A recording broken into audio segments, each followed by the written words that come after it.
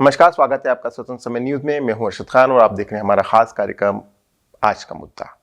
जी, आज के मुद्दे में हम चर्चा करेंगे मध्य प्रदेश में अगला प्रदेश अध्यक्ष कौन होगा भाजपा का, क्योंकि वीडी शर्मा की विदाई होने वाली है 15 जनवरी को। इसी विषय पर चर्चा करने के लिए हमारे साथ मौजूद हैं वरिष्ठ पत्रकार राजेश राठौर जी। जानते हैं उनसे कौन कौन से नाम चल रहे हैं प्रदेश अध्यक्ष को लेकर। बहुत स्वागत है राजेश जी। वीडी शर्मा जी का कार्यकाल समाप्त होने की तरफ है, 15 जनवरी को उनका कार्यकाल समाप्त हो जाएगा। क्या लगता है आपको आने वाले समय में भाजपा किसको मौका देने वाली है? ऐसे तो बहुत सारे नाम चल रहे हैं, फग्गन सिंह कुलस्ते है, नरोत्तम मिश्रा है, और भी तमाम तरह के नाम हैं, सुमेर सिंह है, हेमंत खंडेलवाल, तमाम तरह के नाम सामने आ रहे हैं। आपको क्या लगता है कौन से व्यक्ति को चुना जाएगा जो प्रदेश का अध्यक्ष होगा?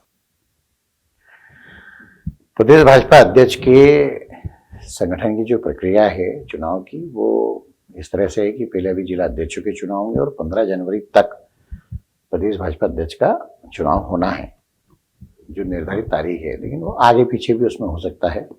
अब जो नाम चल रहे हैं उसमें पूर्व केंद्रीय मंत्री फग्गन सिंह कुलस्ते, पूर्व मंत्री नरोत्तम मिश्रा, भूपेंद्र सिंह, सांसद सुमेर सिंह सोलंकी, भाजपा के पदाधिकारी और पूर्व सांसद बैतूल के हेमंत खंडेलवाल, इसके अलावा और भी कुछ नाम ऐसे हैं जो चल रहे हैं। और उसमें एक नाम बड़ा लाल सिंह आर्य का भी है, जो अनुसूचित जाति मोर्चा के राष्ट्रीय अध्यक्ष हैं। और उस तरह से कुछ और नए नाम भी आ सकते हैं इन वक्त पर, लेकिन फिलहाल जो नाम हवा में तैर रहे हैं वो यही नाम है। और भारतीय जनता पार्टी के संगठन के बारे में ये तो हम दावे से कह सकते हैं कि जो दिखता है वो होता नहीं है, और कब किसके नाम की लॉटरी लग जाएगी, किसकी घोषणा हो जाएगी, इसका कुछ पता नहीं चलेगा। पर आज जी ये देखा है हमने कि केंद्र की सरकार हो या राज्य की सरकार हो, जहां पर जैसे केंद्र में प्रधानमंत्री और गृह मंत्री होते हैं, वो अपनी पसंद का कहीं ना कहीं राष्ट्रीय अध्यक्ष चुनते हैं। इसी में प्रदेश में जो सरकार होती है, वहां का जो मुख्यमंत्री होता है उसमें कहीं ना कहीं उनकी पसंद होती है, क्योंकि सामंजस्य बैठाना बहुत जरूरी होती है। सरकार और संगठन के बीच सामंजस्य होता है तो सरकार आसानी से चलती है। बिल्कुल सही सवाल है, और ऐसा हुआ भी है। शिवराज सिंह चौहान इतने साल प्रदेश अध्यक्ष रहे तो उनकी पसंद के ही लगभग अध्यक्ष रहे। सत्ता और संगठन में तालमेल बिठाने के लिए ऐसा करना जरूरी लगता है, ताकि अनावश्यक विवाद ना हो और तालमेल बेहतर हो तो पार्टी की ताकत बढ़ती है। उसी तारतम्य में अभी मुख्यमंत्री मोहन यादव की पसंद के बारे में पूछा जाएगा। अभी मुख्यमंत्री ने अपने पत्ते खोले नहीं हैं, और प्रदेश अध्यक्ष और मुख्यमंत्री एक गाड़ी के दो पहिए हैं, डबल इंजन सरकार कह सकते हैं उसको हम। और निश्चित तौर पे ऐसा होगा भी कि मोहन यादव की सहमति तो होगी ही। जैसे एक नाम भगवान दास सबनानी जी का चल रहा है, जिसके नाम पे शिवराज सिंह चौहान भी तैयार है और बाकी नेता भी तैयार है। वीडी शर्मा भी जाते जाते अब चाहेंगे कि उनकी पसंद को मान लिया जाए। लेकिन भारतीय जनता पार्टी में एक सिस्टम है कि सारे नेता प्रदेश प्रभारी अजय जामवाल से बात करेंगे, और फिर जो अजय जामवाल जी जो रिपोर्ट देंगे उसके हिसाब से राष्ट्रीय अध्यक्ष जो है प्रदेश अध्यक्ष की घोषणा करेंगे। जी, ये आप जरूर देख रहे होंगे, पिछले कुछ सालों से बीजेपी जातिगत समीकरण पर काफी ध्यान दे रही है। उसको ऐसा लगता है कि इसी जाति का प्रदेश अध्यक्ष होना चाहिए, ऐसा मुख्यमंत्री होना चाहिए, ऐसा मंत्री होना चाहिए जो किसी एक जाति को बिलोंग करता हो, उस जाति के वोट उस पार्टी को मिले।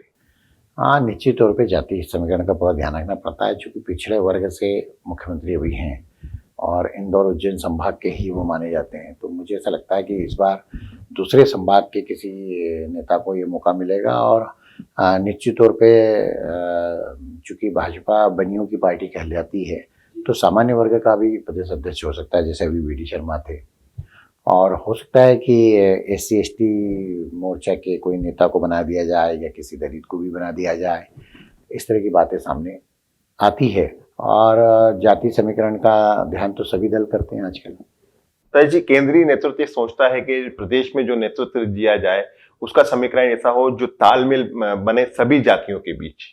हाँ, निश्चित तौर पर जब प्रदेश अध्यक्ष का चयन हो जाएगा तो स्पष्ट हो जाएगा कि चूंकि OBC से मुख्यमंत्री को बना दिया है, तो अब SC ST दलित और सामान्य कोटा, वैसे इस बार सामान्य से बनाने की उम्मीद ज़्यादा है फिर, क्योंकि अभी अगले 3 साल के लिए प्रदेश अध्यक्ष नियुक्त होंगे।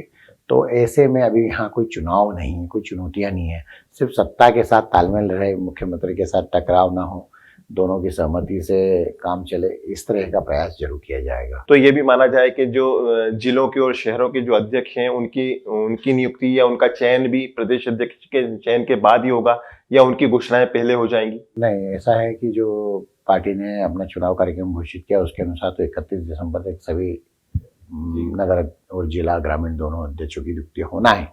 लेकिन हो सकता है कि 2, 4, 5, 10 जिले रह जाए तो बाद में हो। तो इनका सिस्टम बीजेपी का, जैसे पहले बूथ समिति के चुनाव हुए, फिर मंडल के चुनाव हुए, फिर अब नगर अध्यक्ष के, फिर प्रदेश अध्यक्ष के, फिर राष्ट्रीय अध्यक्ष के। राष्ट्रीय अध्यक्ष का चुनाव भी जनवरी में होना है। हालांकि राष्ट्रीय अध्यक्ष के बारे में अभी कुछ भी कहना बहुत मुश्किल है, लेकिन जब भी राष्ट्रीय अध्यक्ष का चयन यदि हो जाएगा तो उनकी भी सहमति और उनके भी हिसाब से नियुक्ति हो सकती है। तो प्रदेश अध्यक्ष को लेकर जो 15 जनवरी की तारीख है वो हम नहीं करें, भाजपा ने ही जो अपना प्रोग्राम जारी किया था उसके अनुसार है। अब देखना ये है कि मोहन यादव के अलावा और बाकी जो राष्ट्रीय नेता है उनकी कितनी चलेगी और कौन अपना पसंद का अध्यक्ष बना पाएगा या नहीं बना पाएगा, ये तो आने वाला वक्त बताएगा। लेकिन इस समय प्रदेश अध्यक्ष को लेकर जो भीड़ है वो सत्ता का स्वाद चखने के लिए, ये बहुत महत्वपूर्ण बात है कि इस समय जो प्रदेश अध्यक्ष रहेगा वो सत्ता का आनंद लेगा, ना आंदोलन प्रदर्शन करना है। कहीं कोई कांग्रेस नाम की चीज मध्य प्रदेश में बहुत बची नहीं है और सरकार है, काफी टाइम है। एक प्रोटोकॉल होता है प्रदेश अध्यक्ष का भी, वो भी एक संगठन का मुख्यमंत्री कहलाता है एक तरह से, और मुख्यमंत्री के साथ सभी दूर कार्यक्रमों में। और वैसे भी भाजपा में संगठन के पदाधिकारी का महत्व अपना ही है। वाकई, और जहाँ तक जातिगत और बाकी समीकरणों का तो जो प्रदेश उपाध्यक्ष और महामंत्री बनेंगे उसमें जातिगत समीकरण साथ लिए जाएंगे, तो इस तरह से हो जाएगा। लेकिन बीजेपी का जो सिस्टम है चुनाव का वो इसलिए शांतिपूर्ण तरीके से निपट जाता है कि इनके यहाँ जो भी झगड़ा होता है, झगड़ा तो बहुत होता है लेकिन अंदरूनी तौर पर होता है, बाहर दिखता नहीं है। जी राय जी, जब भी किसी चुनाव में जाती है बीजेपी तो उसके पीछे कहीं ना कहीं संघ काम करता है, चाहे वो संगठन का चुनाव हो या आम चुनाव हो, विधानसभा हो, नगर निगम चुनाव हो, नगर निकाय चुनाव हो। अब जब संगठन का चुनाव है तो ऐसे में संघ की भूमिका क्या रहेगी, क्योंकि संघ की सहमति के बगैर भाजपा एक कदम भी आगे नहीं बढ़ाती? हाँ बिल्कुल, ये बात 100% भी सही नहीं है लेकिन बहुत कुछ सही है। इक्का दुक्का मामलों में जरूर संघ पीछे हट जाता है, लेकिन आमतौर पर भाजपा के नेता ही संघ के, जैसे प्रदेश अध्यक्ष का यहाँ चुनाव होना है तो यहाँ के जो संगठन मंत्री हैं उनसे पूछा जाएगा आरएसएस के कोई इनके नाम पे विचार फाइनल किया गया, आपके हिसाब से क्या होना चाहिए क्या नहीं, तो वो उस तरह की बातचीत होती है। और संघ की पसंद निश्चित तौर पर मानी जाती है, तो इसीलिए सुमेर सिंह सोलंकी का नाम बीच में भी चला था। अब इस तरह के नाम कुछ और भी हो सकते हैं थोड़ा, लेकिन प्रदेश अध्यक्ष का जब चयन होता है तो ये देखा जाता है कि वो विधायक रहा हो, सांसद रहा हो, या संगठन में कोई पदाधिकारी रहा हो, प्रदेश का उपाध्यक्ष या महामंत्री, इस तरह के भी नाम चर्चा में रहते हैं। राय जी, अभी जैसे आपने इतने सारे नाम बताए, इनमें से सिर्फ ये हवा में चल रहे हैं, और एक बात आपने ये भी कही कि एक चौंकाने वाला नाम भी सामने आ सकता है, तो चौंकाने वाला नाम कौन सा हो सकता है? ऐसा है, चौंकाने वाले नाम की बात करें तो फिर कोई दलित या SC ST का अध्यक्ष यदि किसी को बनाया जाता है तो फिर वो चौंकाने वाला नाम होता है। क्योंकि बीजेपी में ये सिस्टम है कि जो वर्तमान मोहन यादव सरकार में मंत्री हैं उनको मंत्री पद से इस्तीफा देकर वो प्रदेश बना सकते हैं, जो केंद्रीय मंत्री हैं उनको वहाँ से हटा के वो प्रदेश अध्यक्ष बना देते हैं। तो बीजेपी के जो राष्ट्रीय नेतृत्व है, जो भाजपा हाईकमान है, जो पिछले कई सालों से आश्चर्यजनक नाम लाता है, राष्ट्रपति के चयन से लेके सभी चयन में आप देखेंगे तो वो सक्सेस भी रहा है।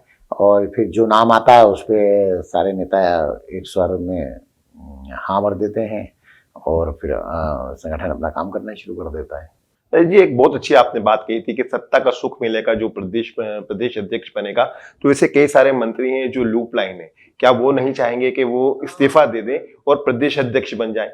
नहीं, मंत्री तो लूप लाइन में तो इस तरह से तो नहीं है, पर कई मंत्रियों के पास विभाग अच्छे नहीं होते हैं तो वो अपने आप को बड़ा अभागा टाइप समझते हैं। मंत्री बनने के बाद भी पैसे खाने को नहीं मिलते हैं, सबसे बड़ी दिक्कत ये होती है। लेकिन पूर्व मंत्रियों में नरोत्तम मिश्रा है, भूपेंद्र सिंह है, गोपाल भार्गव है, ऐसे कई नेता हैं जो इस समय कुछ पदों पे नहीं हैं, तो कोई पद पे नहीं, तो वो ये चाहते हैं कि प्रदेश अध्यक्ष बन जाए। आपने डॉक्टर नरोत्तम मिश्रा का नाम लिया, पूर्व गृह मंत्री भी रह चुके हैं, चुनाव नहीं जीत पाए, राज्यसभा के लिए भी प्रयास कर रहे थे लेकिन नहीं हो पाया, तो क्या कुछ संभावनाएं बनती हैं उनकी, जिस तरह का उनका? अमित शाह के वो बड़े नजदीकी माने जाते हैं लेकिन अमित शाह की मेहरबानी या नज़र उन पर कब पड़ेगी इसका तो कहना बड़ा मुश्किल है। लेकिन निश्चित तौर पे एक बड़ा नाम है वो नरोत्तम मिश्रा का पूरा प्रदेश घुमा हुआ है। नरोत्तम मिश्रा प्रदेश के नेता हैं, सीनियर लीडर्स भी हैं, लेकिन वही होता है कि मुख्यमंत्री की पसंद होना बहुत जरूरी है। भूपेंद्र सिंह का नाम भी जिस तरीके से आगे बढ़ रहा है, भूपेंद्र सिंह शिवराज सिंह चौहान के ही खास माने जाते हैं, तो मुझे ऐसा लगता है कि उनके नाम पे सहमति बनना बड़ा मुश्किल होगी, क्योंकि इस समय शिवराज सिंह चौहान को मध्य प्रदेश में कमजोर करने का बड़ा अभियान तमाम नेता चला रहे हैं। मैं जी एक बहुत चलीक से हट के सवाल करना चाहता हूं कि जब कांग्रेस का भाजपा में विलय हुआ था, ज्योतिरादित्य सिंधिया अपनी टीम को लेकर भाजपा में शामिल हुए थे, उनके कई सारे विधायक जीते, मंत्री बने, दूसरी बार भी मंत्री बने। क्या ज्योतिरादित्य सिंधिया के किसी व्यक्ति को भी मौका मिल सकता है? क्योंकि जिस तरह से ज्योतिरादित्य सिंधिया मध्य प्रदेश में अपनी पेट बढ़ा रहे हैं बीजेपी में, आपको ऐसा लगता है कहीं? नहीं, ऐसा करना बहुत मुश्किल होगा, क्योंकि सिंधिया के साथ जो समझौता हुआ और सिंधिया जिन शर्तों पर बीजेपी में आए हैं वो सारी शर्तें लगभग पूरी हो गई है। हाँ, उनके जो समर्थक हैं ग्वालियर और बहन मुरैना तरफ के, उनको किसी को भी उपाध्यक्ष, महामंत्री इस तरह की पदें दे सकते हैं, क्योंकि सिंधिया जी को खुद को केंद्रीय मंत्री बनाया है। या तो सिंधिया जी को पार्टी मुख्यमंत्री बना देती, पर प्रदेश अध्यक्ष बनना तो संभव नहीं है। कुल मिलाकर देखा जाए तो ये 15 जनवरी तक के क्या पिक्चर क्लियर हो जाएगी? कोई नाम ऐसा ठोस सामने आ जाएगा? जी, बहुत धन्यवाद। हमसे चर्चा कर रहे थे वरिष्ठ पत्रकार राजेश राठौर जी, जिन्होंने बताया कि अगला प्रदेश अध्यक्ष कौन होगा भाजपा का, हालांकि ये तय नहीं है, 15 जनवरी तक हमें इंतजार करना होगा। इस बीच में कई सारी कवायदें शुरू होंगी और कवायदों का क्या रिजल्ट आता है ये देखना होगा। हमारे खास कार्यक्रम आज के मुद्दे में फिलहाल इतना ही। ताजा तरीन खबरों के लिए देखते रहिए स्वतंत्र समय न्यूज। धन्यवाद। प्योर श्योर दूध और घी, माँ के प्यार सा, मिलावट से दूर, भरोसे से भरपूर, प्योर भी श्योर भी।